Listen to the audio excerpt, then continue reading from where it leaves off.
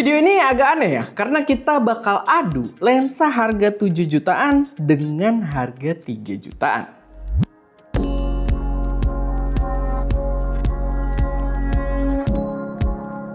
Halo semuanya, selamat datang di channel AC Media dengan gue Erwin, dan pada video kali ini gue pengen bahas perbandingan antara lensa legend di dunia kamera APS-C versus lensa penantang baru dengan harga yang jauh lebih murah.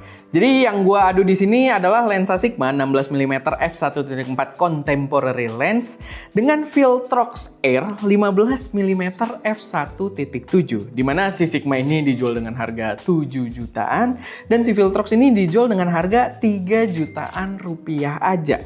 Jadi ini akan jadi perbandingan yang sangat menarik yang mungkin bisa jadi referensi buat temen-temen juga nantinya. Tapi sebelum kita masuk ke pembahasannya, gue pengen ngingetin dulu kalau misalkan kalian pengen belajar videografi, jangan lupa buat cek kelas online-nya Faim Ahmad dengan nama SatSat Videografi, dimana di situ kalian bisa dapat materi pembelajaran yang kualitas produksinya itu bagus banget, materinya jelas, dan kalian bisa dapat grup eksklusif juga untuk para member SatSat. Dan ya, kalian bisa pakai kode voucher dari kita juga gitu ya, yang kalian bisa baca sendiri atau copy paste dari deskripsi aja buat dapat diskon tambahan. Dan kalau kalian pakai kode voucher kita, itu cukup membantu kita juga. Oke, kita balik lagi ke pembahasan pembandingan kedua lensa ini. Menurut gue menarik ya, perbedaan harganya tuh gapnya lumayan jauh. Hampir 2 kali lipat, atau bisa kita bilang ya udah 2 kali lipat kali ya untuk si Viltrox ini dibandingkan dengan si Sigma ini. Tapi menurut gua keduanya, karena kita pakai dua-duanya ada di sini, menurut gua masing-masing tetap membawa nilai lebih dan nilai minusnya sendiri-sendiri gitu. Yang ini harus jadi pertimbangan kalian juga sebelum menentukan mana yang lebih cocok buat kalian. Pertama, kita akan bahas yang versi si Viltrox-nya dulu. Kelebihan dari Viltrox 15mm f1.7 ini, yang pertama udah pasti adalah soal harganya. Harganya murah banget, cuman 3 jutaan. Kalian bisa dapat sebuah lensa yang gambarnya wide gitu kan, karakternya wide, dan kalian bisa tetap dapat shallow depth of field walaupun di kondisi wide gitu ya. Jadi kalau misalkan kalian ngambil kayak semacam vlog, kalian bisa dapat mungkin hampir sekujur tubuh tapi dengan background yang masih agak-agak ngeblur. Jadi menurut gue itu salah satu poin yang kuat banget dari si Viltrox ini. Lalu yang kedua adalah dari segi ukuran, dia jauh lebih kecil dibandingkan si Sigma 16mm ini. Dan ya kalian bisa lihat sendiri ya, ini dari kamera aja udah kelihatan jauh banget, dan itu sangat berpengaruh ketika kalian mungkin lebih banyak bawa tas yang preferensi kalian adalah tas-tas yang kecil. Dan yang gue suka juga adalah ukuran ring filternya yang dibawa oleh si lensa ini, karena ukuran lensanya juga secara total lebih kecil gitu ya. Ring filter yang dibawa itu lebih kecil, yang membuat kalau kalian nyari filter ND, filter CPL gitu untuk lensa ini, otomatis akan dapat akan dapat filter-filter yang pilihannya lebih murah gitu, karena glassnya nggak sebanyak kalau pakai ring filter dari yang Sigma ini. Karena yang si Viltrox ini ukurannya dia 58mm. Kayak kebanyakan ring filter lensa-lensa micro four third ya kalau nggak salah. Nah, tapi udah jelas dengan harganya yang murah bukan berarti ya, maksudnya gimana ya, kata-kata gue agak salah sih. Tapi udah jelas dengan harga yang lebih murah pastinya dia juga tetap membawa kekurangan. Pertama, dari segi brand, karena dia brandnya mungkin belum terlalu mature gitu ya, si Viltrox ini belum terlalu lama di Indonesia, QC-nya kadang suka kurang jelas gitu ya. Jadi kadang ada beberapa bad unit yang nyampe ke tangan konsumen. Jadi gue sangat sarankan kalau kalian beli itu sebisa mungkin dari toko-toko yang udah reputable, toko-toko yang resmi, garansinya juga resmi PT Visimoda andalan. Karena memang salah satu problemnya Viltrox adalah dia tidak punya service center juga di Indonesia. Tapi kalau kalian pakai yang garansinya resmi dan toko tempat kalian beli itu adalah toko yang terpercaya, yang mau bantuin untuk proses komplainnya, itu nantinya kalian bisa digantikan dengan unit yang lebih baik gitu. Tapi ini case-nya tuh memang dari beberapa laporan yang masuk ke gua, case-nya juga beberapa toko yang kayak bandel-bandel yang nggak mau repot, itu biasanya kalian nanti ditelantarkan. Dan kalau kalian di toko-toko yang udah lumayan flagship, yang lumayan kuat, yang punya nama, itu biasanya akan mengancam reputasi mereka juga gitu. Jadi menurut gua, belilah dari toko yang udah reputable dan jelas, dan pastiin garansinya resmi juga gitu. Karena barang murah gini biasanya banyak yang kayak BM-BM-nya, dan kalau kalian membeli garansi resmi, otomatis ya lensanya akan lebih mudah lah kalau misalkan ada apa-apa untuk diganti baru. Tapi itu salah satu minusnya adalah QC-nya yang agak kurang ketat. Mungkin karena produk murah dan kuantitinya begitu banyak. Lalu minus yang selanjutnya di lensa Viltrox untuk yang versi R ini adalah dia belum weather shield. Emang sih dia jadinya lebih kecil, lebih enteng gitu kan dengan build-nya yang plastik ini, tapi buat kita yang kalau bawa kamera tuh agak jorok, sebenarnya kita lumayan meresikokan si lensanya ini. Karena dia dari kalau kita lihat mountingnya juga dia tidak ada sealing karet untuk menahan kelembapan gitu ya atau cipratan-cipratan air, sehingga ya kalau kalian adalah tipe yang suka kalau gerimis-gerimis nggak peduli sama gear kalian, ini kurang rekomen kalau kalian bawa ke kondisi-kondisi yang cukup ekstrim. Dan nggak cuma gerimis ya, kalian banyak main pasir pun itu sebenarnya bisa lumayan berbahaya kalau lensanya belum weather seal. Sekarang kita bahas yang Sigma 16mm f1.4 ini. Pertama, yaitu tadi, dia pakai f1.4. Sedikit lebih besar dibandingkan f1.7 kayak yang dibawa Viltrox R ini. Jadi, ya dia membawa value lebih dari segi bukaannya. Mungkin itu yang membuat ukurannya juga lebih besar ya. Tapi kalau tadi gue bilang, si Viltrox aja kalian bisa dapat wide tapi tetap dapat shallow depth of field gitu kan, kalian tetap dapat bokeh-bokeh di belakangnya, kalian bisa dapat bokeh yang lebih ketara lagi dengan pakai si 16mm f1.4 ini karena bukaannya lebih besar. Lalu dari segi build quality sebenarnya langit dan bumi sih antara Viltrox ini dengan si Sigma ini gitu. Sigma ini tuh secara rangka body sebenarnya keseluruhannya itu dia metal gitu kan.